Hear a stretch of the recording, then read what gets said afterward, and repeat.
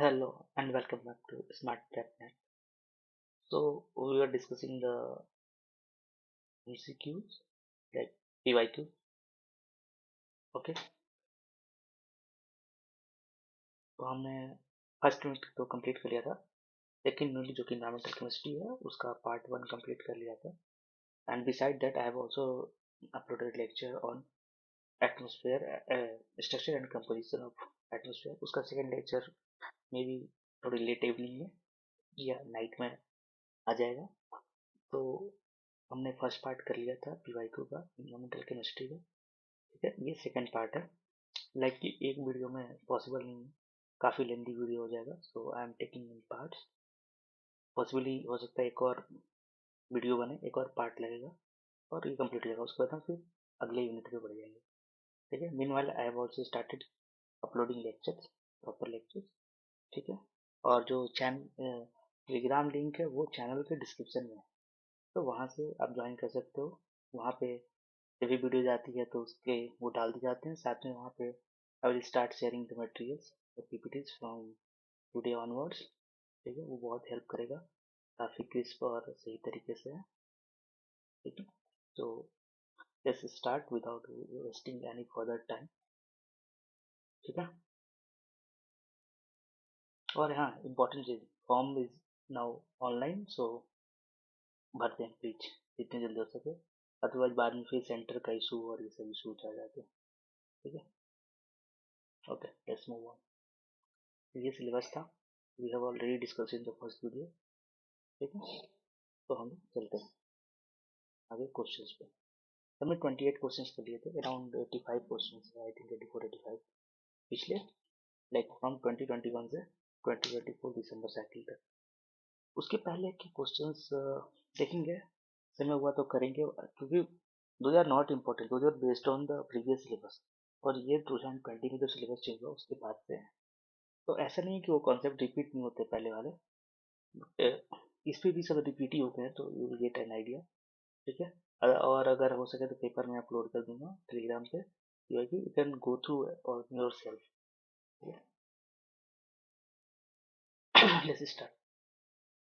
इसमें था composition of calcium phosphate, कि किसका कंपोजिशन कैल्शियम फॉस्फेट है, मतलब इन चारों में से किस किस का. ठीक है, कि इन चारों में से किस किस का कंपोजिशन में कैल्शियम फॉस्फेट है. तो क्या क्या ऑप्शन में दिया है, डोलोमाइट है, कैल्साइट है, एर्गोनाइट है, एपेटाइट है. ठीक है, फिर किसका कैल्शियम फॉस्फेट है, तो इसका सही आंसर क्या होगा, एपेटाइट. क्योंकि एपेटाइट एक ऐसा मिनरल ग्रुप है जिसमें कैल्शियम फॉस्फेट बहुत सारे फॉर्म में होता है. जैसे कह सकते हैं हाइड्रोक्सी, हाइड्रोक्सी एपेटाइट, ये एक फॉर्म होता है, ये कैल्शियम फॉस्फेट का ही फॉर्म होता है. ठीक है, अब जैसे इसके कॉन्ट्रास्ट में डोलोमाइट है, कैल्साइट है या अर्गोनाइट है, ये क्या है, ये पॉलीमॉर्फ है कैल्साइट के. ठीक है, और इन तीनों में कोई फॉस्फेट होता ही नहीं, तो सही आंसर क्या है, एपेटाइट. तो इसे सीखने को मिला कि इस तरह के क्वेश्चन आते हैं. ठीक है, कैल्शियम फॉस्फेट का कंपोजिशन कौन सा है, या पूछ पूछ सकता है कि कैल्साइट का पॉलीमॉर्फ कौन सा है. ये ये तीनों पॉलीमॉर्फ है. ठीक है, चलते हैं नेक्स्ट. यहाँ पे मैंने दे रखा है, ठीक है, कि जो डोलोमाइट होता है वो क्या होता है, तो कैल्शियम, इसके सारे फॉर्मूले देखिए, कार्बोनेट मटेरियल है. यहाँ पे डिटेल्स थोड़े थोड़े दे रखे हैं, ऑर्गेनाइट क्या होता है, ठीक है, एपेटाइट क्या होता है, थोड़े थोड़े. तो will let's go to the next. यहाँ भी थोड़े थोड़े एक्सप्लेनेशन दिए गए, यू कैन रीड ऑल्सो. ये सब एक्सप्लेनेशन इसलिए पढ़ना जरूरी है ना, या फिर जितना मैं बता रहा हूँ सुनना जरूरी है, क्योंकि चीज़ें एग्जाम में ये जो सुनी हुई हैं यही सब याद आएंगी. ठीक है, ये सब पढ़ी हुई हैं. ये पीवाईक्यू को ऐसे ही पढ़ना चाहिए, पीवाईक्यू ये नहीं के लिए और धर धर धर पढ़ते गए और कहते नहीं. एनालाइज अदर ऑप्शंस जो कि सही नहीं है. ठीक है, वो हो सकता है नेक्स्ट ईयर क्वेश्चन बन के आए, तो इसलिए भी पढ़ना उस तरह से पढ़े, मोस्टली आता भी है. ठीक है, अगर आप सुबह से वीडियो देख रहे हो तो आप ऑब्जर्व भी किए होगे. चलते हैं आगे. सो नेक्स्ट क्या है, next which of the following is not applicable to secondary air pollutant. Secondary air pollutant, primary air pollutant में जब रिएक्शन होता है तो सेकेंडरी एयर पोल्यूटेंट बनते हैं, ठीक है, उनका रिएक्शन होता है। तो ये डायरेक्टली इमिट नहीं होता। सेकेंडरी पोल्यूशन मतलब प्राइमरी जो एयर पोल्यूटेंट है वो डायरेक्टली इमिट होता है, जैसे कि फैक्ट्री से निकल गए, कार से निकल गए, ठीक है, वट एवर। लेकिन सेकेंडरी एयर पोल्यूटेंट्स क्या होते हैं, ये एटमोसफेयर में ही बनते हैं केमिकल रिएक्शन से, ठीक है, तो इसमें कौन सा एप्लीकेबल नहीं है। तो they are important with respect to human health. बिल्कुल, बिल्कुल सही बात है। हेल्थ का देखना पड़ते हैं। Undergone chemical physical transformation in air, बिल्कुल एटमोसफेयर में ही होता है। दे इंक्लूड बोथ इनऑर्गेनिक और ऑर्गेनिक स्पीसीज, सही बात। They are non hazardous air produce, नहीं, बिल्कुल गलत बात। वो हजार्डस होते हैं, वो नुकसानदेह होते हैं, ठीक है।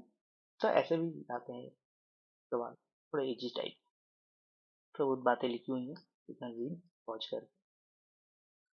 उसके बाद बात आता है यहाँ पे, calculate alkalinity of a water sample having a pH of 9 and no carbonate or other dissolved protein donors are or receptors, ठीक है। तो इसको कैसे कैलकुलेट करेंगे, तो जनरली हम जो भी कैलकुलेशन करते हैं, अगर टेम्परेचर नहीं दिया तो 25 डिग्री सेंटीग्रेड पर करते हैं। ये इसलिए लिया गया एक एवरेज वैल्यू, क्योंकि ये नॉर्मल वाटर जो रिसोर्सेज हैं, वाटर जैसे कि लेक हो गया, सी हो गया, इसका एवरेज टेम्परेचर यही होता है, ठीक है। तो इतने पे पहले हम इसमें क्या देखना है कि water dissociation constant, water dissociation constant मतलब AW कितना है, ये हमें पता है, 10⁻⁻14 होता है, ठीक है। अच्छा, पीएच का हम कैसे वैल्यू निकालते हैं, तो माइनस लॉग H प्लस ये होता है। अच्छा, ये होकर कि जो जानकारी ऑलरेडी हमको पता है, ठीक है। अगर नहीं पता तो कोई बात नहीं, जब क्लासेस इस पे आएंगे, इस टॉपिक पे आएंगे डिटेल क्लासेस में, तो ये भी बताएंगे, ठीक है। थोड़ी बहुत केमिस्ट्री ब्रशअप तो करनी पड़ेगी। गिवन क्या है, तो पीएच गिवन है, कितना है, 9, ठीक है ना, सैंपल का पीएच ऑफ 9 है, ठीक है। तो इसका H प्लस कितना हो जाएगा, अगर पीएच 9 है, हाइड्रोजन 9 है, तो कैसे लिख सकते हैं, 10⁹ मोल पर लीटर, ठीक है। अब वाटर इक्विलिब्रियम के लिए क्या करते हैं हम, वाटर इक्विलिब्रियम,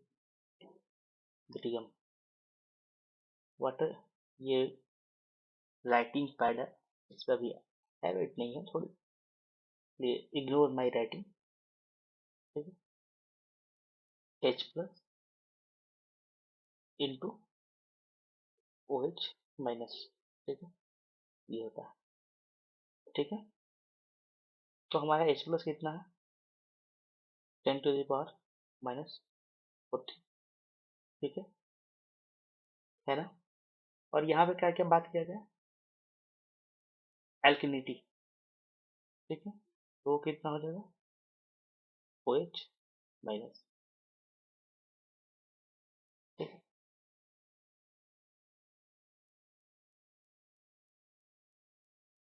ये आ गया। उस पर है 10⁻⁻14 डिवाइडेड बाई, क्या लिख सकते हैं इसको, 10⁻⁻9, तो ये कितना आ जाएगा, 10⁻⁻5 मोल पर लीटर। 10⁻⁵ को क्या लिख सकते हैं, 10 माइक्रो मोल पर लीटर भी लिख सकते हैं। तो इसमें आंसर क्या आ गया, 10 माइक्रो मोल पर लीटर, ऐसे, ठीक है। तो ये ऐसे सॉल्व होगा। कुछ कुछ बातें पता नहीं, जैसे कि वाटर डिसोसिएशन कांस्टेंट क्या है, कितना है, पीएच का कितना होगा, कैसे लॉग निकलता है, ठीक है। जब उसके H प्लस में लिखेंगे हाइड्रोजन 9 के तो कितना होगा, मोल में कितना होगा, ठीक है। ये सब कुछ बेसिक चीज़ें पता होनी चाहिए, ये आसानी से हो जाएगा, ठीक है।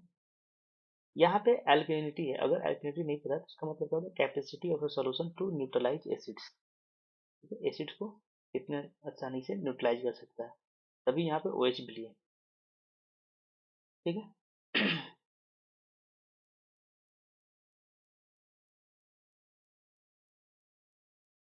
ठीक है, इसको निकालने का अ, और भी तरीके हैं। कि अब इसमें कहेंगे कि यहाँ पे हम कैसे एल्कलिनिटी इतना ही मान लीजिए कि OH आयंस जितना है उसके हिसाब से एल्कलिनिटी होगा, ठीक है। तो यहाँ पे इसलिए होगा क्योंकि यहाँ पे कोई और कार्बोनेट और ऑलरेडी क्वेश्चन में दिया है कि डिजॉल्व प्रोटॉन डोनर्स एक्सेप्टर्स नहीं है, तो इसीलिए जो एल्कलिनिटी आएगा उसी के बराबर, ठीक है, कंसेंट्रेशन हो जाएगा OH आयंस, ठीक है। तो इसमें हम पूछा था एल्कलिनिटी, तो एल्कलाइनिटी आएगा 10 माइक्रोमोल पर लीटर। चलता है नेक्स्ट, ये थोड़ा बहुत लिखी हुई है कि अल्कलिनिटी क्या होता है, H9 पे क्या होता है, एस्टिमेशन कैसे करते हैं थोड़ा बहुत। अच्छा, नेक्स्ट क्वेश्चन है, विच of the following is involve in denitrification process in terrestrial environment, ठीक है। इसमें से कौन कौन इन्वॉल्व रहते हैं टेरेस्ट्रियल इन्वायरमेंट में डीनाइट्रिफिकेशन में, ठीक है। तो डीनाइट्रिफिकेशन करना है, नाइट्रोजन फिक्सेशन नहीं करना है, तो इसका आंसर क्या हो जाएगा। तो क्या क्या ऑप्शन है, राइजोबियम है, ठीक है, स्पिरिलम है, सुडोमोनाज है, नाइट्रोसोमोनाज। तो इसका आंसर हमें लगभग तो सबको ही पता होगा, आंसर है सुडोमोनाज, ठीक है। तो डीनाइट्रिफिकेशन प्रोसेस क्या होता है, एक माइक्रोबियल प्रोसेस है जिसमें हम नाइट्रेट को गैसियस फॉर्म में रिड्यूस करते हैं, ठीक है। इसको फिर से N2 या फिर N2O4 मतलब फ्री फॉर्म में, और ये डीनाइट्रिफिकेशन जो होता है वो एक एनारोबिक कंडीशन में होगा, एब्सेंस ऑफ ऑक्सीजन, ठीक है। उसके आगे बात है फिर किसके बारे में दिया हुआ है, तो सुडोमोनाज होते हैं ना, तो सुडोमोनाज एक ग्रुप ऑफ बैक्टीरिया है, मतलब एक जेनस है बैक्टीरिया, ठीक है। उसमें कई तरह के कई होते हैं, जैसे कि एक आ जाएगा सुडोमोनाज डीनाइट्रिफिकांस, ठीक है, पी डीनाइट्रिफिकांस। तो ये आ सकता है नेक्स्ट टाइम, इसके नेक्स्ट लेवल अगर और डेप्थ में जाए तो ये पूछ सकता है कि ये तो मान लो नाइट्रिफिकांस मतलब समझ रहा है, डीनाइट्रिफिकांस तो सही आ जाएगा। लेकिन एक होता है स्टूटेजारी, स्टूटेजारी होता है, ठीक है, तो वो नहीं पता है, तो वो होता है सुडोमोनाज का ही, उसी के जेनस का है, ठीक है, उसी के जीनस का है वो। उसके बाद है राइजोबियम, क्या करता है, तो नाइट्रोजन फिक्सेशन करता है, मतलब फ्री नाइट्रोजन को कन्वर्ट करता है, ठीक है। नाइट्रोसोमनाज क्या करते हैं, तो अमोनिया को कन्वर्ट करते हैं नाइट्राइट में। उसके बाद स्पिरिलम है, तो ये भी एसोसिएटेड है, क्या बोलते हैं, नाइट्रोजन फिक्सेशन से ही। तो सही आंसर क्या होगा, सुडोमोनाज डीनाइट्रिफिकेशन। ये नाइट्रोजन साइकिल में है, ठीक है, नाइट्रोजन साइकिल में ये पढ़ना होता है। हाँ, ये सब ना कुछ कुछ चीजें, इस सब चीजों लिस्ट जो मैं नोट्स अपलोड करूंगा तो सब 3 मिनट्स रहेगा, लिस्ट रहेगा एक जगह, so that easy to remember and answer. But understanding भी जरूरी है, कई बार धीरे धीरे अब UGC नेट भी मैं देख रहा हूँ अंडरस्टैंडिंग के साइड जा रहा है, rather than कि मगिंग अप की रट के चले जाओ और आ जाओ। और एक चीज पे और जा रहा है कि लाइक कि नॉलेज वो यूनिट 1 का नॉलेज और प्लस यूनिट 5 का नॉलेज मिलाकर एक क्वेश्चन बना रहा है, मतलब ओवरलैपिंग टॉपिक्स को मिलाकर एक क्वेश्चन, तो हमें उस स्टाइल में ही पढ़ना होगा। आगे चलते हैं, आगे मैच करना है, तो स्पेक्ट्रोफोटोमीटर है, आयन क्रोमेटोग्राफी है, फिर ICP-MS है, inductively coupled plasma mass spectrometry, फिर XRD है, एक्सरे डिफ्रैक्शन, और इधर उसके पैरामीटर से मैच करना है, ठीक है। तो स्पेक्ट्रोफोटोमीटर क्या करता है, तो ये कहता है मेजर करता है एब्जॉर्प्शन ऑफ लाइट, तो ये आ गया एब्जॉर्प्शन ऑफ लाइट, ठीक है। ये टेक्निक यूज होता है स्पेक्ट्रोफोटोमीटर क्वांटिटेटिव एनालिसिस, ठीक है, based on Beer Lambert law, ठीक है। बेयर लैम्बर्ट लॉ पे बहुत सारे क्वेश्चन आता है, ठीक है। बेयर लैम्बर्ट लॉ पे बहुत सारे क्वेश्चन आता है स्पेक्ट्रोफोटोमीटर से रिलेटेड, और इसी में हम आके देखेंगे क्या है हुआ है, तो इसीलिए PYQ जरूरी, क्योंकि ये पहले पूछा गया, इसके बाद जो आएगा उसके बाद के सालों में पूछा गया। उसके बाद आयन क्रोमेटोग्राफी है, तो आयन क्या करता है, ये क्वांटिफाई करता है आयन को यूजिंग कंडक्टिविटी डिटेक्शन। ठीक है, उसके बाद आ गया आईसीपीएमएस का, inductively coupled plasma mass spectrometry. ये करके कहता है मास टू चार्ज रेशियो को analyse ATM, mass to charge ratio measurement करता है। ठीक है, दे दिया है मास टू चार्ज। आयन क्रोमेटर का बोला कि वो कंडक्टिविटी डिटेक्शन करता है, मेजर्स कंडक्शन इन एलिमेंट। ठीक है, कंडक्शन ऑफ आयन। ये हो, अब बची एक्सआरडी, तो ये स्पेसिंग को करता है। स्टडी हो गया आपका। ठीक है, एक्सरे डिफ्रैक्शन, ये क्या करता है, जो डी स्पेसिंग होता है एटॉमिक प्लेन्स में, ठीक है, कोई भी क्रिस्टलाइन मटेरियल्स में, उसको ये डिटरमाइन करता है, क्रिस्टल स्ट्रक्चर को एनालाइज करके। तो ये इसके फंक्शन हो गए। इसकी पूरी एक लिस्ट बना दूंगा कि कौन से, ठीक है। कि ये एक लिस्ट बन जाएगी सारे कि कौन सी फोटोमेट्री मेथड का यूज कहाँ पे करते हैं, उसमें कैसे क्या होता है, तो दैट की बेटर, एक पेज में सब। ठीक, आगे चलते हैं, थोड़ा बहुत दिए हुए उनके बारे में। उसके बाद feature of following metal is not used in would preservation में कौन सा यूज नहीं होता है, तो कॉपर है, क्रोमियम है, आर्सेनिक है, लेड है। तो इसको बेसिक जानकारी देखेंगे। कॉपर हाँ हो सकता है, नहीं भी हो सकता है। क्रोमियम हाँ हो सकता है, आर्सेनिक हो सकता है, लेड नहीं। नहीं, लेड के बारे में हमारे पास बेसिक जानकारी है कि बहुत ज्यादा हाईली टॉक्सिक होता है, तो इसको वुड प्रिजर्वेशन में इस्तेमाल करेंगे, कोशिश करेंगे कि नहीं करें। इन्वायरमेंटल रिस्क भी होता है, तो कौन सा यूज नहीं होता, लेड। ये अपना बेसिक जानकारी है, हमें कुछ नहीं पता है, ठीक है, हमें बस गेस किए कि हाँ ये बहुत ज्यादा टॉक्सिक है, तो इसके आधार पर इसको हम नहीं। ठीक है, ये तीनों यूज होते हैं, इन तीनों का यूज होता है क्या बनाने के लिए, तो क्रोमेटेड कॉपर आर्सेनेट बनता है, सीसीए बोलते हैं, सीसीए एक तरह का, मतलब एक सोल्यूशन बनाते हैं जिसको बोलते हैं सीसीए, उसका यूज करते हैं वुड प्रिजर्वेटिव का। तो इसमें सबका सबका रोल है, जैसे कॉपर है, इसका रोल है फंजाई और इस तरह की चीजों को करने के लिए, ये वो ना लगे। ठीक है, आर्सेनिक का रोल है कि टर्माइट्स और ये सब ना हो। फिर क्रोमियम क्या करता है, तो क्रोमियम बाइंड करता है कॉपर और आर्सेनिक वुड में, वुड के साथ, कि ताकि लॉन्ग लास्टिंग रहे, ज्यादा समय तक वो रहे असर कॉपर और आर्सेनिक का। ठीक है, तो ये भी जानकारी जरूरी है, क्या बनाते हैं ये, क्रोमेटेड कॉपर आर्सेनिक। चलते हैं आगे।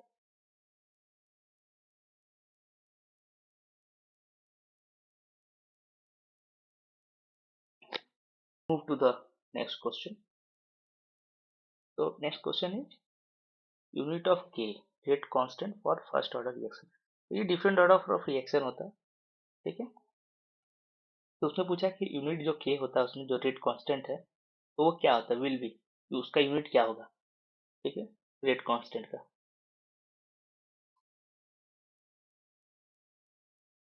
तो पहला तो जो रेट कांस्टेंट है, तो फर्स्ट ऑर्डर रिएक्शन है, उसका जो रेट, ठीक है, डिपेंड करता है only on the concentration of the single reactant. First order reaction में क्या था, सिंगल रिएक्टेंट, ठीक है, और single reactant raises to the power, ठीक है, raises to the first power. तो जो रेट कांस्टेंट होता है फर्स्ट ऑर्डर रिएक्शन का, ठीक है, वो रेट डिपेंड किस पे करता है, फर्स्ट रिएक्शन पे, वो कंसेंट्रेशन ऑफ सिंगल रिएक्टेंट पे, ठीक है, raises to the power, raises to the first power. ठीक है, तो अगर हम चले, कैसे चलेगा, रेट इक्वल्स टू ए, ठीक है, ये अपना आ जाएगा। ठीक है, तो इसको और क्या लिख सकते हैं,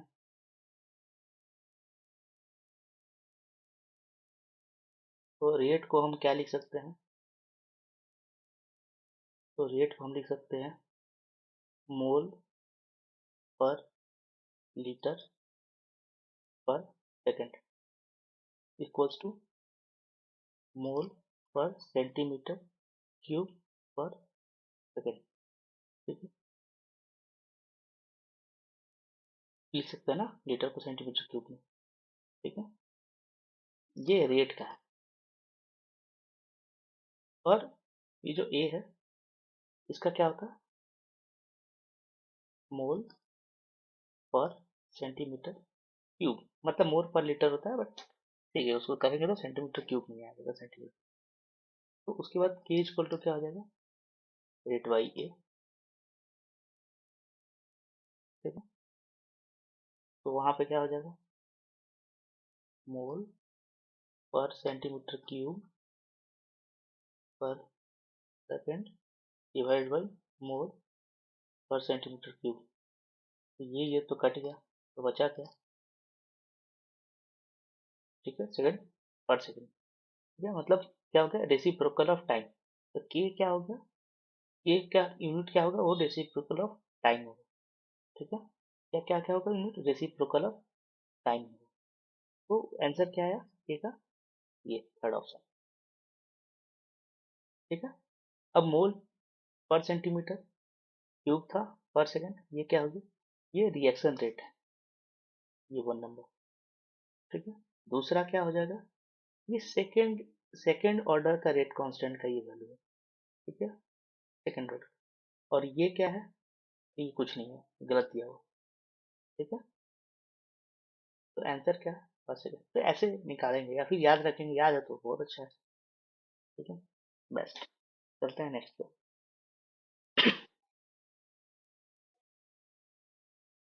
थोड़ा वो दिया हुआ उसके बारे में।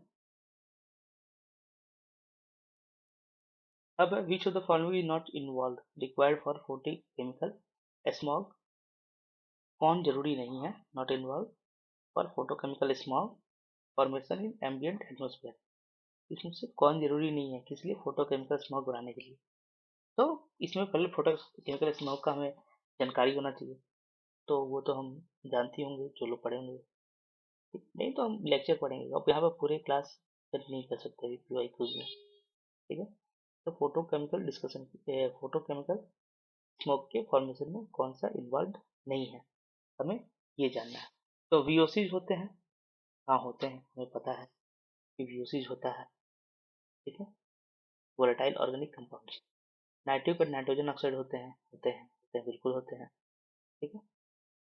फोटोकेमिकल स्मोक क्या होता है मेनली, ये जो प्राइमरी पॉल्यूटेंट जब रिएक्ट करता है एटमोसफेयर में under the presence of sunlight, ठीक है, influence of sunlight, presence of sunlight, तो फोटोकेमिकल स्मोक बनता है, ठीक है।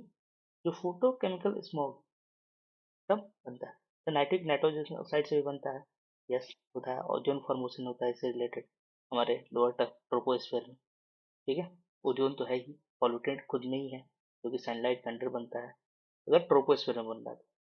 अब सल्फर डाइऑक्साइड की बात कर लें, तो ये नहीं बनता है, ये क्या है, ये मेनली एसोसिएटेड है इंडस्ट्रियल पॉल्यूशन, ठीक है, जहाँ पे फ्यूल बर्न होता है मोस्टली, ठीक। और इसके कारण भी एसिड रेन होता है जो सल्फ्यूरिक एसिड, इसको, इससे सल्फर डाइऑक्साइड से क्या बनता है, ये जब निकलता है तो इसको लंदन स्मोक बोलते हैं, क्योंकि ये स्टार्टिंग में पहले वहीं ऑब्जर्व किया गया था ड्यूरिंग इंडस्ट्रियल रेवोल्यूशन, ठीक है। या फिर इसको क्लासिकल स्मोक भी बोलते हैं, ये सब आ सकता है कि क्लासिकल स्मोक किसके कारण होता है, तो हम सोचेंगे अरे क्लासिकल स्मोक तो कभी बढ़ा ही नहीं, वो क्या होता है, तो वो लंदन स्मोक का ही अलग नाम है, एक और नाम है classical smoke, smoke London smoke का ही एक नाम है, ठीक है। उसके बाद अब इसका इस खास बात क्या है, जो क्लासिकल स्मोक है लंदन स्मोक है, जो पोल्यूशन के कारण होता है, इंडस्ट्रियल पोल्यूशन के कारण होता है, ठीक है। तो इसके, ये स्मोक का कंडीशन क्या है, तो उस एरिया का ह्यूमिडिटी हाई होना चाहिए, हाई ह्यूमिडिटी, और उस एरिया का टेम्परेचर कूल होना चाहिए, कूल टेम्परेचर। लेकिन जो फोटोकेमिकल स्मोक है उसके लिए क्या चाहिए, ऐसा वार्म टेम्परेचर, ठीक है, और सनलाइट चाहिए। तो ऐसा ऐसा कूल टेम्परेचर क्या होता है लंदन में, मोस्टली कूल टेम्परेचर क्या है, क्योंकि टेम्परेट एरिया में पड़ता है, ठीक है, और ह्यूमिडिटी हाई होती है क्योंकि चारों तरफ से पानी का है, तो ऑलरेडी तो वैसे में ये लंदन स्मोक बना, ठीक है।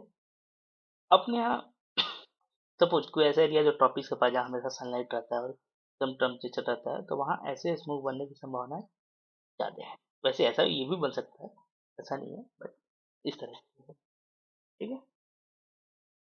चलते हैं आगे। ये आंसर दिया हुआ, थोड़े बहुत ज्ञान की बात है, तब उसी से रिलेटेड कि formation of production to involves primary involves VOCs और एनओएक्स ओजोन भी है। एसओ2 का कोई खास रोल नहीं होता फोटोकेमिकल्स में, यही सब बात लिखी हुई। अब चलते हैं ये क्वेश्चन नंबर 37 पे। अच्छा, ये आ गया कोगुलेशन प्रोसेस। कोगुलेशन, कोगुलेशन क्या होता है? कुछ चीजें एक जगह जब इकट्ठा होती है, कोगुलेट होती है, ठीक है। तो पहले हम जानते हैं कोगुलेशन होता क्या है, तब क्वेश्चन पाएंगे इस बेटर। चलो कोई भी टॉपिक में थोड़ा बहुत ऐसे बता दूंगा, बाकी मेन जो लेक्चर थे उसमें अच्छे से। तो अनट्रीटेड जैसे एक वाटर इम्प्योरिटीज है, इसमें हम कोगुलेंट डाल रहे हैं एडिशन, वो क्या करेंगे, वो एब्जॉर्ब कर लेंगे कहाँ पे, इम्प्योरिटीज पे वो चिपक जाएंगे, reducing their repulsive charge and forming फ्लॉक्स।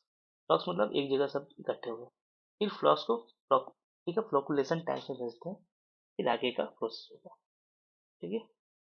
ये क्या करना है, ये है इम्प्योरिटीज को, ठीक है, एक जगह, ठीक है, कोगुलेंट कोगुलेंट का काम क्या है कि इम्प्योरिटीज को एक जगह ले आना, उनका जो रिपल्सिव चार्ज है उसको रिड्यूस करना और फ्लक्स बनाना। अब चलते हैं क्वेश्चन, ये कुछ कुछ स्टेटमेंट दी हुई है, ये 5 स्टेटमेंट। तो इसमें पहले पढ़ना है कि coagulation makes smaller colloids to adhere to each other to form larger flock particles। बिल्कुल सही बात है, ठीक है, कि ऐसा करते हैं स्मॉल कोलाइड्स को adhere to each other to form large flock particles, ये काम करते हैं coagulation. Colloids are colloids are continuously involve in Brownian movement, ये भी बिल्कुल सही बात है, ब्राउनियन मूवमेंट होता है, ठीक है, मतलब ब्राउनियन मूवमेंट होता है random motion, constant random motion होता रहता है, सही बात है। Colloids are stable because of their surface charge, बिल्कुल सही बात है, ठीक है।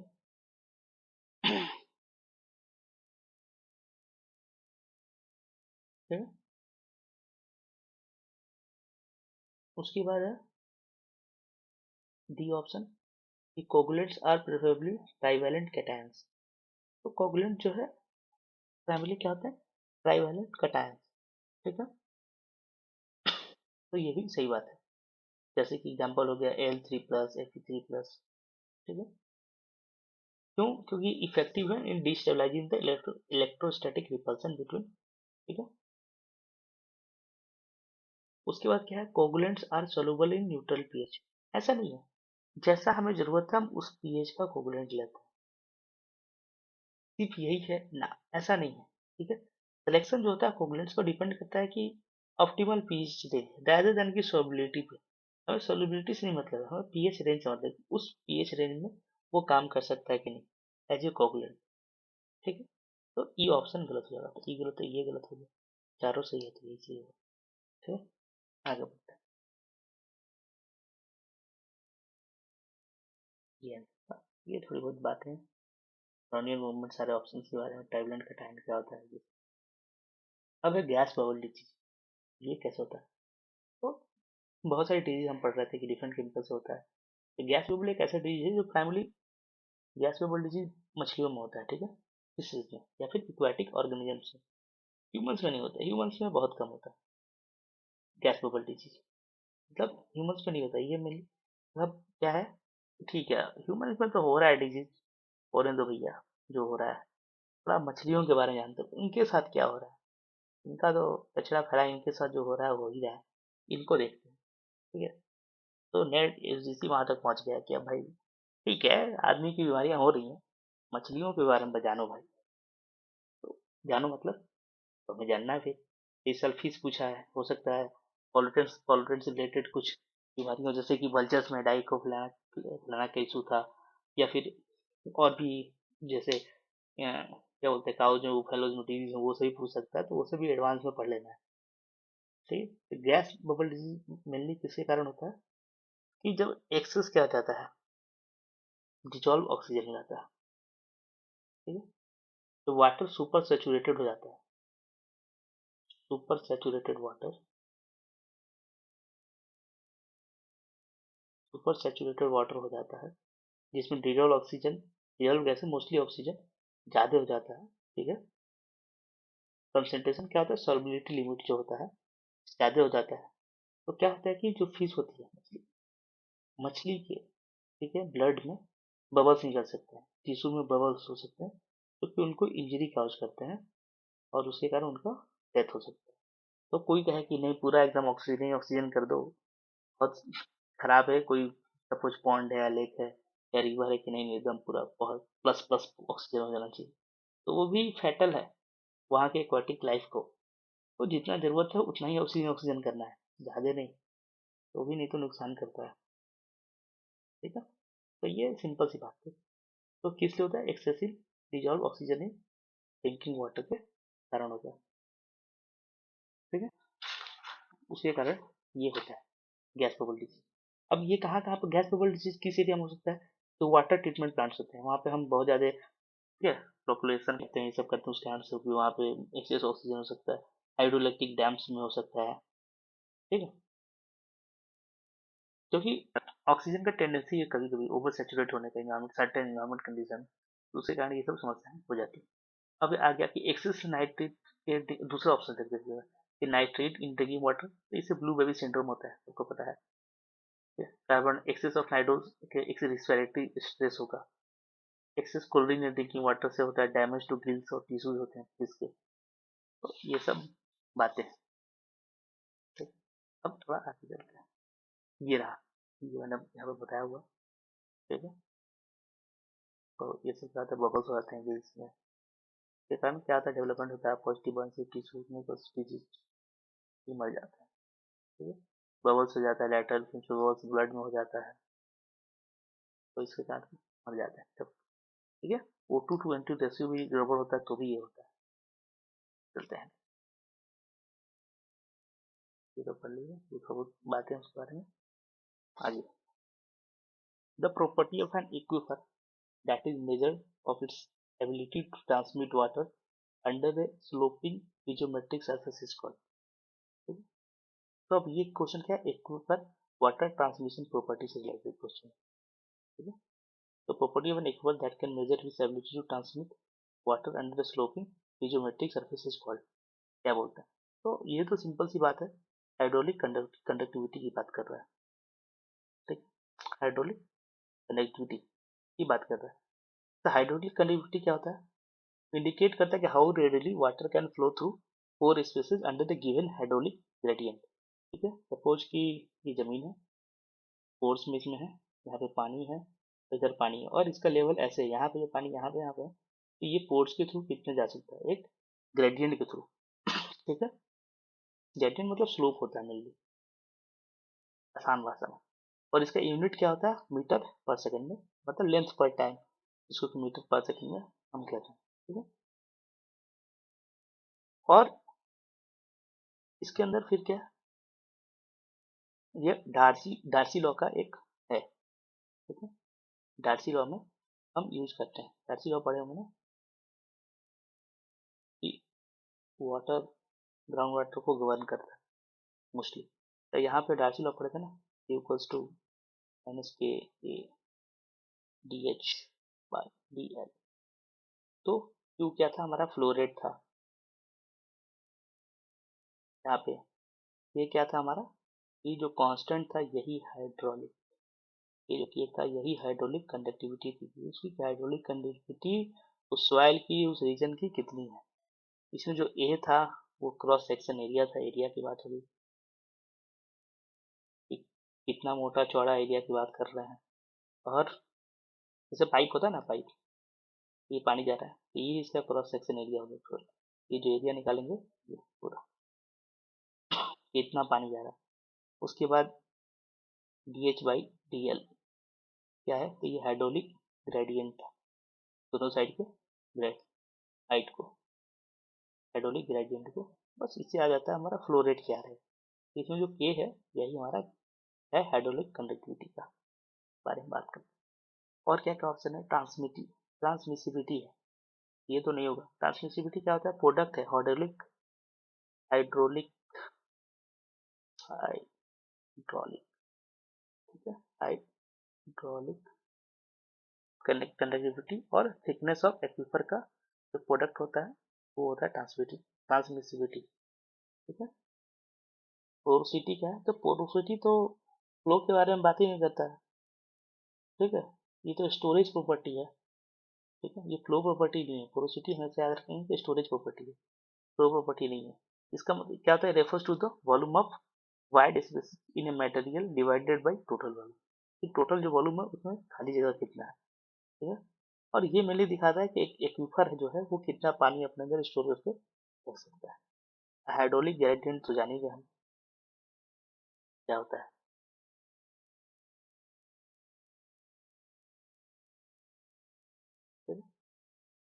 ग्रेडियंट हाइड्रोलिक में वही स्लोप। चलते हैं नेक्स्ट। कुछ कुछ की हाइड्रोलिक कनेक्टिविटी मैंने देखा है, ये भी आता है इसमें भी सवाल इस तरह की। तो इन ग्रेवल का कितना है, सेंटीमीटर पर सेकंड, कोर्स गिरन का, फाइन सैंड का, स्टील का, क्ले का। नेक्स्ट तो फॉलोइंग आ सकता है, डायरेक्ट भी आ सकता है। ये थोड़ी बहुत बातें हैं इसके बारे में।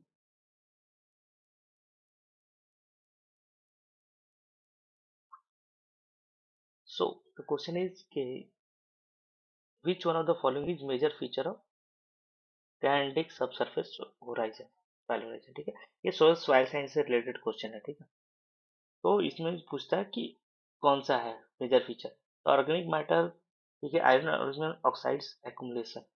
तो ये तो स्पोडिक होराइजन का है। ठीक है, पोर्टजॉल से रिलेटेड है।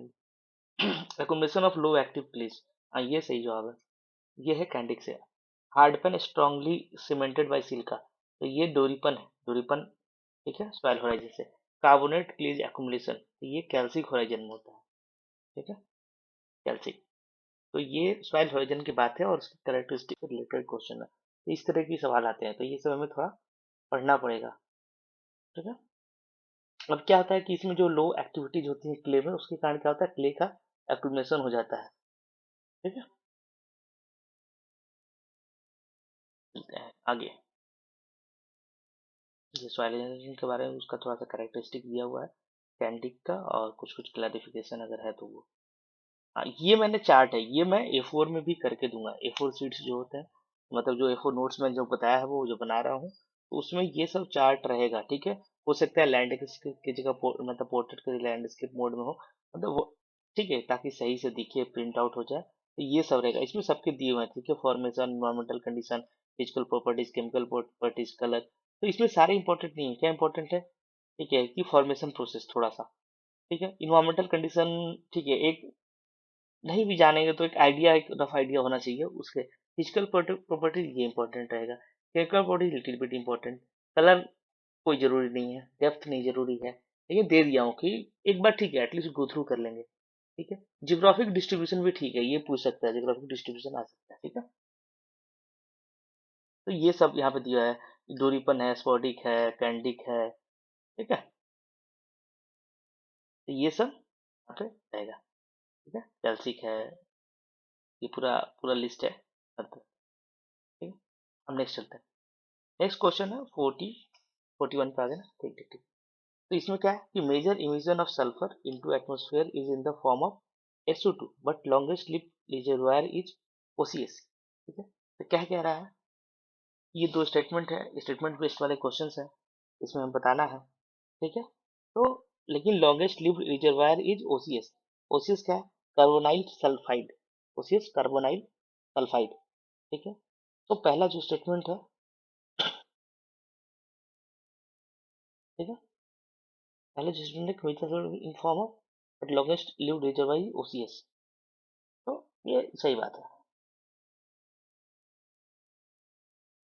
ठीक है, क्योंकि OCS जो है क्या है, मोर रेजिस्टेंस है फर्दर फोटोकेमिकल अटैक के। ठीक है, तो इसलिए एटमोस्फेयर में लंबे समय तक रहता है। कौन? Carbonyl sulphide. दूसरा क्या, sulphur in atmosphere leads to aerosol formation clouds and therefore cool the planet. Negative greenhouse effect, बिल्कुल ये होता है। ठीक है, क्या होता है कि जब ज्यादा एरोसोल हो जाता है, मतलब सल्फर एटमोस्फेयर में ज्यादा होता है, खासकर स्ट्रेटोस्फेयर या अपर ट्रोपोस्फेयर में, तो वो क्या है, स्कैटर करता है। ठीक है, इनकमिंग सोलर रेडिएशन को बैक टू स्पेस स्कैटर कर, जैसे उस पर इंसिडेंस पड़ेगा वो स्कैटर कर देगा। तो उसके कारण क्या होगा कि वो तो अर्थ पे पहुंच ही नहीं पाया, अर्थ पर नहीं पहुंच पाता, अर्थ हीट नहीं होगा, हीट नहीं होगा तो कूलिंग होगा। ठीक है, एक बहुत सबसे बढ़िया एग्जांपल है माउंट, ठीक है, पिंटुबा, ठीक है, पिनाटुबा, माउंट पिनाटुबा जब वोल्केनिक इरप्शन हुआ था 1991 में, तो उसके बाद थोड़ा सा एवरेज टेम्परेचर डाउन हो गया था।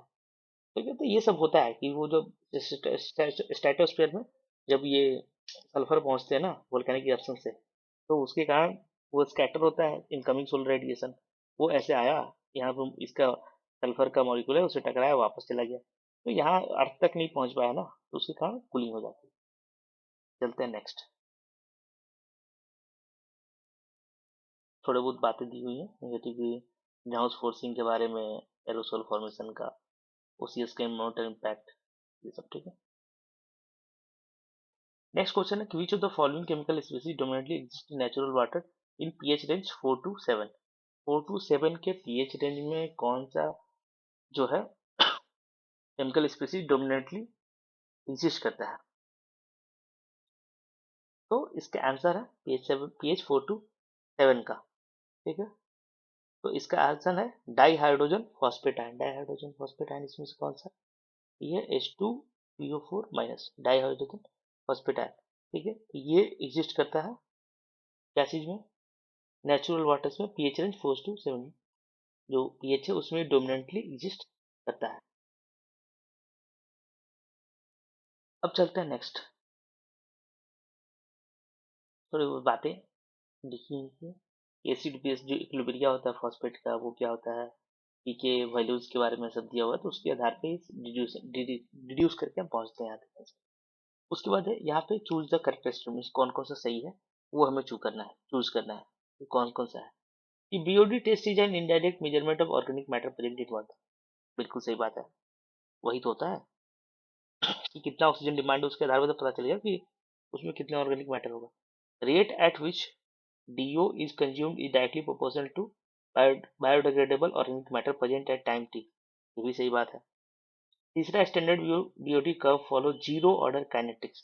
नहीं, ये तो गलत बात है। ये क्या था, बेटर रिप्रेजेंटेड किससे होता है? फर्स्ट ऑर्डर काइनेटिक्स से। ठीक है, और क्या, तो फर्स्ट ऑर्डर काइनेटिक्स में क्या होता है, जो रेट होता है, ठीक है, वो डिपेंड करता है कंसेंट्रेशन ऑफ रिएक्टेंट्स पे। जबकि जीरो ऑर्डर में क्या होता है कि रेट कांस्टेंट होता है, बट इसमें जो होता है बीओडी में रेट कांस्टेंट नहीं होता है, वो डिपेंड करता है रिएक्टेंट पे। इसलिए ये केस में आएगा फर्स्ट ऑर्डर आएगा। ठीक है, फर्स्ट ऑर्डर काइनेटिक्स में। For one type of waste having defined BOD rate constant, ratio of ultimate BOD and BOD5 is constant। हाँ बिल्कुल सही बात है,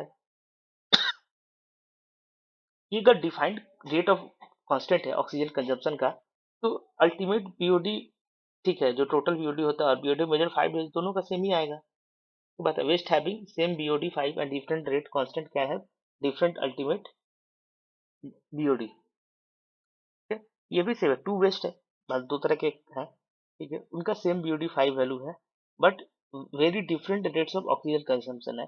ठीक है, leading to different ultimate BODs values in observe over long period. तो different होगा ये, डिफरेंट रेट कॉस्ट कैसे डिफरेंट बिल्कुल सही बात है। तो कौन कौन सा, तीसरा गलत है ना, तो तीसरा जहां जहां है, तीसरा गलत है, क्रॉस कर देंगे, ये गलत हो गया, तो तीसरा ए बी डी सही है, ये ऑप्शन।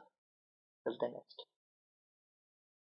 ये तीसरा सही है, ये थोड़ा सा दिया हुआ है, पढ़ सकते हैं थोड़ा डिटेल अपने से। उसके बाद आता है बात इसका नेक्स्ट क्वेश्चन, कि arrange the following clay minerals with their increasing order of permanent negative charge. ठीक है, permanent increasing order of permanent negative charge के आधार पर क्ले मिनरल्स को अरेंज करना था। क्ले मिनरल्स बहुत ही इंपॉर्टेंट टॉपिक हो गया, बहुत आ रहा है। ठीक है, इसके रिलेटेड चीजें हमें अच्छे से पढ़नी होंगी। तो यहाँ पे ऑर्डर बताना है क्ले मिनरल्स का भाई परमानेंट नेगेटिव चार्ज के आधार पर। ठीक है, ठीक, इसमें क्या क्या होगा? ठीक है, तो इसमें पहला है, ठीक है, एस्मेक्टाइट। तो इसका तो मतलब इन तीनों में सबसे ज्यादा होता है परमानेंट निगेटिव चार्ज। ठीक है, उसके बाद है इलाइट, तो इसका इसके बाद होता है सेटाइट, और कैलोनाइट। कैलोनाइट का इस तीनों में सबसे कम होता है। ठीक है, तो क्या करना है, इंक्रीजिंग ऑर्डर में पहले तो कैलोनाइट आएगा, ठीक है, फिर इलाइट आएगा, फिर स्मेक्टेटाइट आएगा, ठीक है, सही है।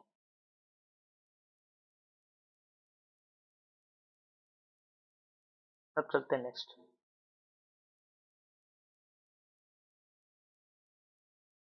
विच of the following equipments is based on Bragg's equation? Bragg's equation पे कौन सा बेस्ड है? ठीक है, तो पहला जो XRF है, एक्सरे फ्लोरेसेंस इसको बोलते हैं, ठीक है। ये क्या करता है, तो एलिमेंटल कंपोजिशन करता है बेस्ड ऑन एनर्जी इमिटेड, ठीक है, energy of emitted X-ray. X-ray जो इमिट करते हैं उसके जो एनर्जी है उसके कंजम्पशन के आधार पे, उसके आधार पे ये एलिमेंटल कंपोजिशन बताता है। उसके बाद है XRD, तो इसको क्या बोलते हैं, एक्सरे डिफ्रैक्शन। पहला था XRF, ठीक है, एक्सरे फ्लोरेसेंस डिफ्रैक्शन। तो ये क्या करता है, ये डिटरमाइन करता है क्रिस्टल स्ट्रक्चर को या फेज कंपोजिशन को या लेटिस पैरामीटर्स को।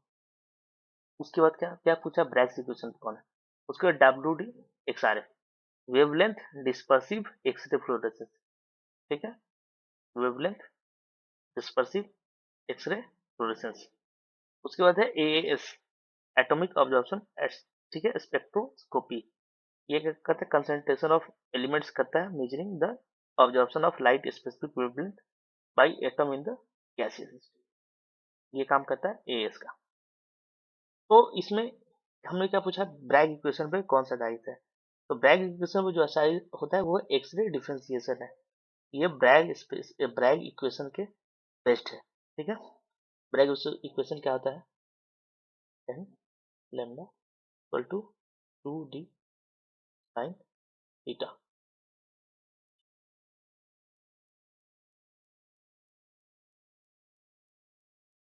ठीक है, तो ब्रैग इक्वेशन हम पढ़ेंगे, ठीक है, ब्रैग इक्वेशन जब हम पढ़ेंगे तो डिटेल में पढ़ेंगे ये सब चीज।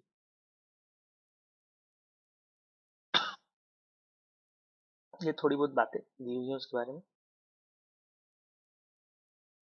उसके बाद है इन पोटेंशियल टेम्परेचर इक्वेशन के, ठीक है, क्या क्या है इन द पोटेंशियल टेम्परेचर, के क्या है, तो के क्या है, तो के क्या है, पहला क्या है, ratio of gas constant to specific heat at constant pressure for ideal diatomic gas. ये सही बात है, यही है, ये क्या है, रेशियो है gas constant to specific heat at constant pressure for ideal diatomic gas. Potential temperature equation में के का वैल्यू, के का मतलब यही होता है, ठीक है। तो पोटेंशियल टेम्परेचर क्या होता है, पोटेंशियल टेम्परेचर, तो पोटेंशियल टेम्परेचर वो टेम्परेचर होता है, ठीक है, जहाँ पे एयर पार्सल जो है, ठीक है, एडियाबेटिकली, ठीक है, स्टैंडर्ड रेफरेंस प्रेशर पे एडियाबेटिकली लाया जाता है, तो वो क्या होता है, पोटेंशियल टेम्परेचर होता है, ठीक है। आगे चलते हैं, दो बातें पढ़ सकते हैं। विच ऑफ द फॉलोइंग मेटल्स, इनमें से कौन सा मेटल्स है, विच of the following metals falls in category of मेटोलाइट्स in the periodic table classification. तो ये तो बहुत आसान है कि मेटोलाइट्स पता है, मेटोलाइट्स मतलब क्या हो गया, इंटरमीडिएट है मेटल्स और नॉन मेटल्स के बीच में, ठीक है, तो उनको मेटोलाइट्स बोलते हैं। क्या होगा आंसर, सिलिकॉन, सिलिकॉन ही तो है। अल्युमिनियम क्या है, अल्युमिनियम हो गया, बेरिलियम क्या हो गया, ये दोनों तो मेटल्स हो गए, फास्फोरस नॉन मेटल हो गया, तो बचा क्या, सिलिकॉन, तो सिलिकॉन ही है। और इसके अलावा क्या होता है, तो बोरोन होता है, उसके अलावा जर्मेनियम होता है, उसके अलावा आर्सेनिक भी होता है, ये सब मेटोलाइट्स है। उसके अलावा एंटीमनी होता है, उसके अलावा टेलुरियम होता है, ठीक है, ये सब आते हैं, ये सब मेटोलाइट्स है। चलते हैं नेक्स्ट, यहाँ का बच्चा soil types. Which of the following soil type generally has electrical conductivity of greater than 4 4, ठीक है, 4 DSM per metre and exchangeable sodium percentage of less than 50%। किसका होता है ये, तो ये किसका होता है, ठीक है, तो ये सॉइल टाइप और हाई इलेक्ट्रिसिटी कंडक्टिविटी के आधार पे ये सवाल है उससे रिलेटेड, ठीक है। तो ये किसका होता है, ये होता है सलाइन सॉइल का। क्यों सलाइन सॉइल में क्यों होता है, क्योंकि उसकी ही हाई हाई इलेक्ट्रिकल कंडक्टिविटी होता है। क्यों, क्योंकि उसमें सबसे ज्यादा हाई सोलुबल सॉल्ट्स होते हैं, जिसके कारण की हाई इलेक्ट्रिकल कंडक्टिविटी होती है। चलते हैं next. We have 41. Which of the following not a characteristics property of coagulant used during the treatment process? कि कौन सा इसका कैरेक्टरिस्टिक नहीं होना चाहिए, कि कोई अगर कोगुलेंट यूज हो रहा है वाटर ट्रीटमेंट प्रोसेस में, तो वो ऐसा क्या चीज है जो उसमें नहीं होना चाहिए, उस मटेरियल में। ठीक है, तो सबसे पहले नॉन टॉक्सिक इन नेचर होना चाहिए। तो ये तो होना ही चाहिए। नॉन टॉक्सिक क्यों डालेंगे भाई, ऑलरेडी टॉक्सिक को खत्म करने के लिए करना, उसमें टॉक्सिक क्यों नहीं डालेंगे। Reduce surface charge on colloids and restrict repulsion among them, ये भी सही बात है, ये तो होना चाहिए। सॉल्युबल इन न्यूट्रल पीएच नहीं, अभी पहले भी क्वेश्चन पूछ चुके हैं, वो पहले आया था एक साल पहले, उसी से रिलेटेड ही क्वेश्चन है। नहीं, ऐसा नहीं है। पीएच रेंज हम कैसे डिसाइड करते हैं कि हमको यूज कैसा, जिस तरह का जरूरत है उस हिसाब से। ठीक है, सॉल्युबल होना चाहिए, ऐसा कोई वो नहीं है। ठीक है, कि न्यूट्रल पीएच में सॉल्युबल ही होना चाहिए, ना ना ना। ठीक है, बहुत सारे कोगुलेंट्स ऐसे हैं जो मस्त सबसे बढ़िया काम करते हैं। ठीक है, बेस्ट फंक्शन करते हैं स्लाइटली की एसिडिक या नियर न्यूट्रल पीएच रेंज में।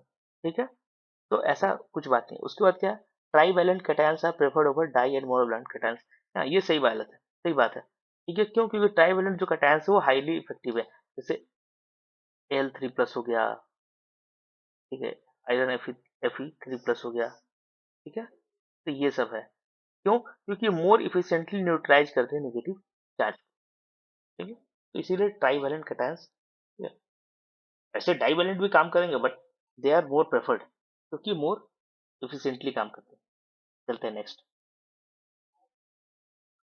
ये उससे रिलेटेड चीजें you can read, pause and read. ठीक है, ये सब ऐड ऑन करेंगी एग्जाम में। ये इस तरह के सवाल इस सब चीजों से भी, जो सॉल्यूशन मैं दिया हूँ, जो डिटेल एक्सप्लेनेशन है, मतलब मोस्टली जो बातें हैं जो मैं बात कर रहा हूँ वही बातें लिखी हुई हैं, बस डिटेल फॉर्मेट में दे दिया। बट यू शुड रीड, क्योंकि कई बार क्या है, लैंग्वेज का हो जाता है। ठीक है, और I am keeping this class bilingual just because कि ठीक है, बहुत सारे लोग ऐसे हो सकते हैं कि कम्प्लीटली कंप्लीट एकदम ट्रूली इंग्लिश में may be not much comfortable.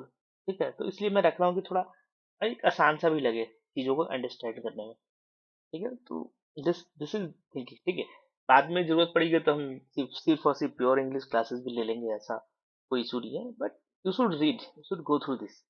ठीक है, उस जिससे हमने डिस्कस किया उसके बाद इससे जाएंगे, तो that will add on to your knowledge. ठीक है, चलते हैं नेक्स्ट। नेक्स्ट क्या है, calcite dash and are polymorph of CaCO3। ठीक है, तो पॉलीमॉर्फिज्म क्या होता है। ठीक है, कि दैट सम जो कंपाउंड्स होते हैं, पॉली पॉली जो मॉर्फ होते हैं, मतलब ऐसे कंपाउंड जो कि एग्जिस्ट कर सकते हैं more than one crystalline form में। ठीक है, तो इसका पॉलीमॉर्फ क्या है, एक तो कैल्साइट हो गया, और दूसरा क्या होगा, यहाँ पे ये पूछा हुआ है। तो दूसरा क्या है, दूसरा है एर्गोनाइट। ठीक है, एरागोनाइट। ठीक है, तो ये पॉलीमॉर्फ है, मतलब एक जैसे हैं, केमिकल फॉर्मूला सेम होगा, बट फिजिकल और केमिकल कैरेक्टरिस्टिक डिफरेंट डिफरेंट हो सकते हैं। बट क्यों, क्योंकि उनके केमिकल अरेंजमेंट की वजह से, स्ट्रक्चरल अरेंजमेंट की वजह से, बट उसमें केमिकल फॉर्मूला सेम होता है, तो ऐसे को क्या बोलते हैं, पॉलीमॉर्फ बोलते हैं। ठीक है,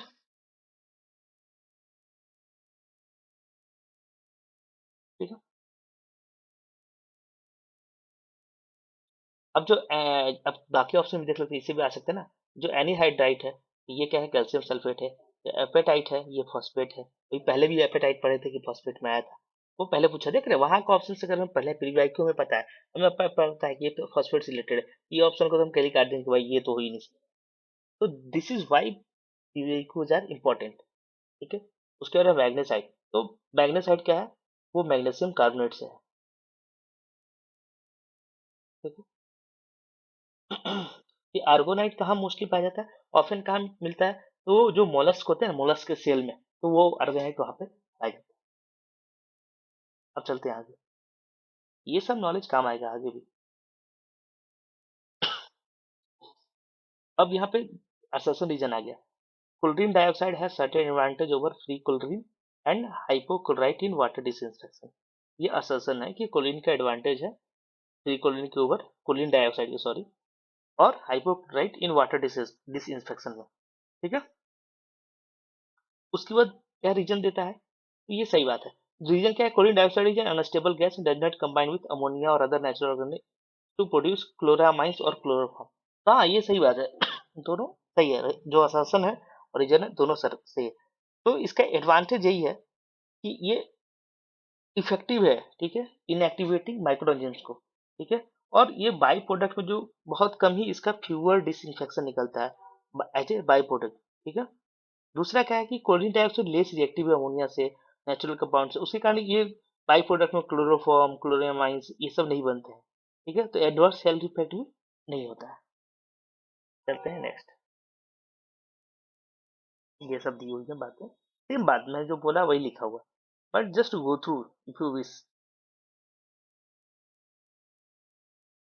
उसके आगे क्या है, next question radioactive decay पे है, ठीक है, रेडियो एक्टिव डीके पे है। तो इसमें क्या क्या correct statement, radioactive decay is simplest example of true first order reaction, सही बात है। It is customary to express decomposition rate of radioactive materials in terms of half life, सही बात है। हाफ लाइफ में हम रेडियो मटेरियल का decomposition rate को हम एक्सप्रेस करते हैं। Radioactive decay constant of an element vary significantly over wide environmental condition, बिल्कुल नहीं, ऐसा कोई बात नहीं है, ठीक है, ये वेरी नहीं करता है। क्यों? क्योंकि रेडियो आइसोटेप का जो डीके कांस्टेंट है वो इंट्रिंसिक प्रॉपर्टी है, ठीक है, उसके न्यूक्लियाइड का इंट्रिंसिक प्रॉपर्टी है, तो वो वेरी नहीं करेगा। तो ये तो गलत हो गया, सी जहाँ जहाँ गलत है, डी सी। हमारा आंसर क्या गया, ए बी ई। 1 और 2 और 4 गलत हो गए, 3 ऑप्शन सही है। आगे भी देख लेते हैं, ऐसा unit of radioactive A B E सही है, मतलब ये सही है। कैसे गलत है चौथा डी, तो ऐसा unit of radio activities curie, नहीं नहीं नहीं, क्यूरी नहीं है, क्यूरी एक नॉन ऐसा यूनिट है, ठीक है। ऐसा यूनिट क्या है इसका, तो बेक्यूरेल है, ठीक है,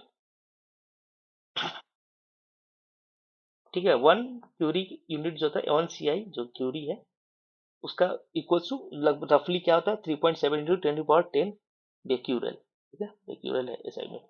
उसके बाद beta particles are actually electrons and ionising power is much weaker than alpha particle, नहीं नहीं नहीं नहीं, ठीक है।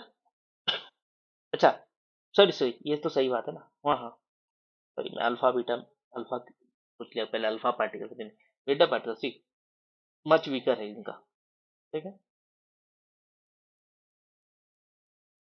चलते हैं नेक्स्ट, यही सब बात सब जो मैंने बोला लिख दिया गया है। Which one of the following gases? Which one of the following gases undergo photo dissociation in troposphere? कौन कौन से गैसेस का फोटो डिसोसिएशन होता है ट्रोपोस्फीयर में? तो कार्बोनाइल सल्फाइड, नहीं नहीं, इसके बारे में तो अभी पढ़े थे कि नहीं, ये तो जल्दी नहीं होता है, ठीक है, ये तो स्टेबल रहता है। उसके बाद है नाइट्रस ऑक्साइड, नहीं ये भी स्टेबल रहता है, ठीक है। उसके बाद क्या है O2, तो O2 तो बहुत ही वेरी हाई एनर्जी यूवी चाहिए ना, यूवीसी रीजन में, तब ये डिसोसिएट होता है, और मोस्टली ये तो स्ट्रेटोस्फीयर में ऑब्जर्व भी हो जाता है फिर कंबाइंड होके। उसके बाद क्या बचा, नाइट्रोजन डाइऑक्साइड, हाँ ये डिसोसिएट करता है, ठीक है, ये ऑब्जर्व सनलाइट बहुत मतलब बहुत स्ट्रांगली ऑब्जर्व करता है, और फोटो डिसोसिएशन होता है इसमें, तो नाइट्रोजन डाइऑक्साइड में फोटो डिसोसिएशन होता है नाइट्रोजन डाइऑक्साइड में, मस्त सा, ठीक है।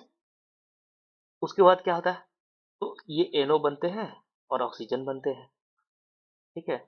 ऑक्सीजन फिर क्या करता है, कंबाइन हो जाता है, कंबाइन होके फिर क्या बनता है, ठीक है, रिएक्ट फर्दर करता है और ओजोन बनता है, तो कई सारे ट्रोपोस्फेरिक ओजोन इसी से बनता है।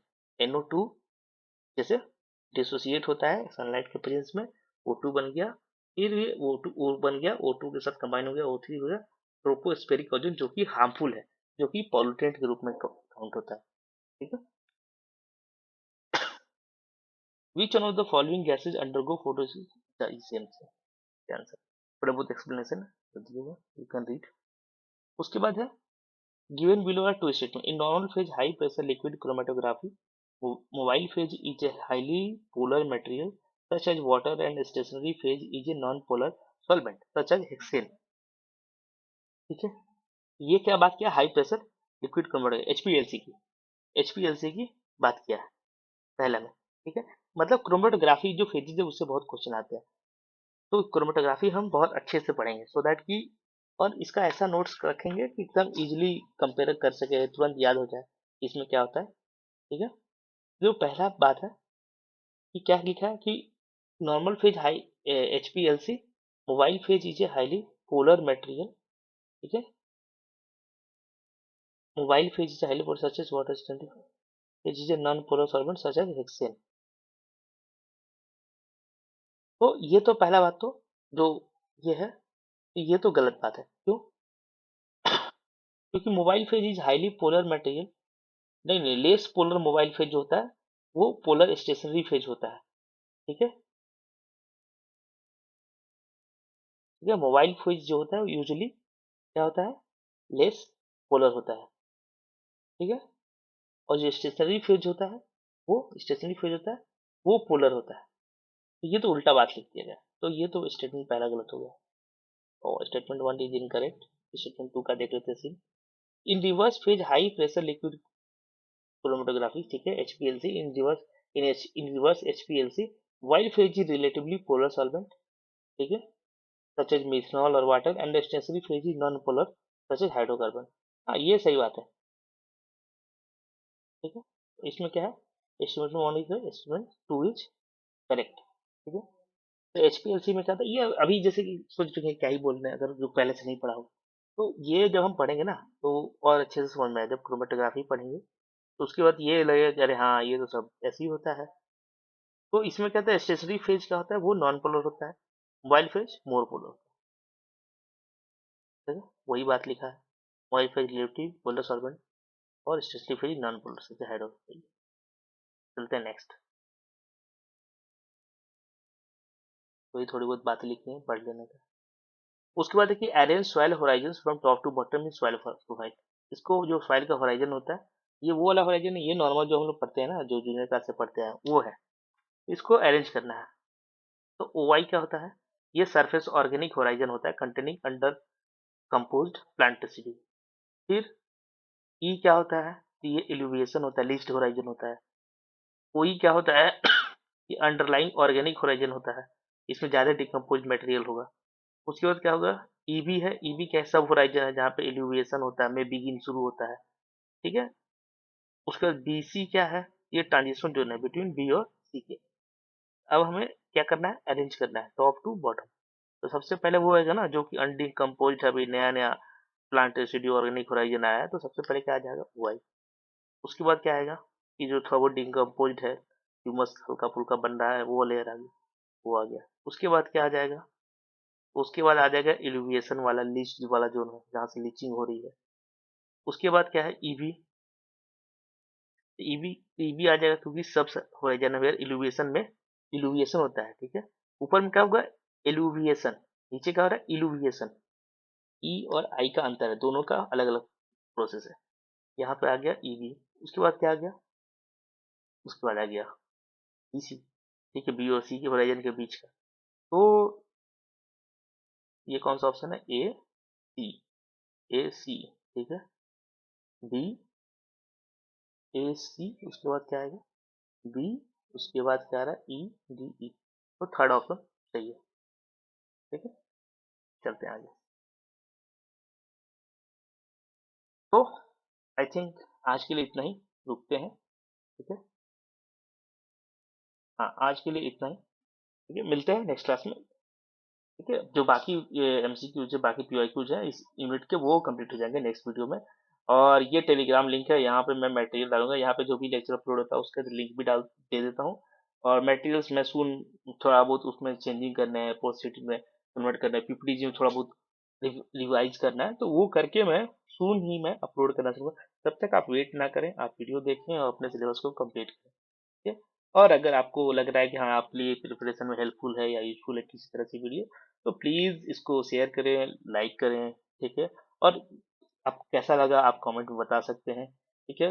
ऑल वेलकम, ठीक है, हर तरह के फीडबैक वेलकम, क्या चीज़ खराब है, क्या इम्प्रूव की जा सकती है, वो हम करेंगे विद द टाइम, ठीक है। माइक की एक बात हो सकती है, वो मुझे भी फील हुआ, बट ठीक है, अभी जैसा है चीज़ें अभी अवेलेबल है उसके हिसाब से हम काम चल रहा है कर रहे हैं विद द टाइम, ठीक है।